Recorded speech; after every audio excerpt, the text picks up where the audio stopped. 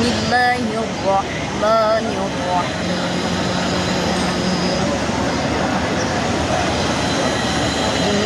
إنما يعمر مساجد الله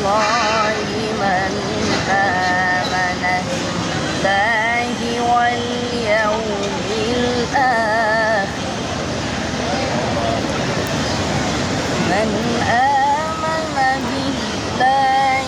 واليوم الآخر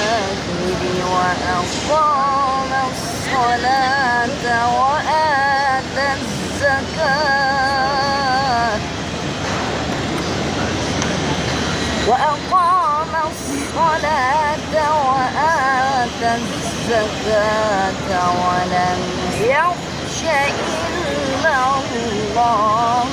فعسى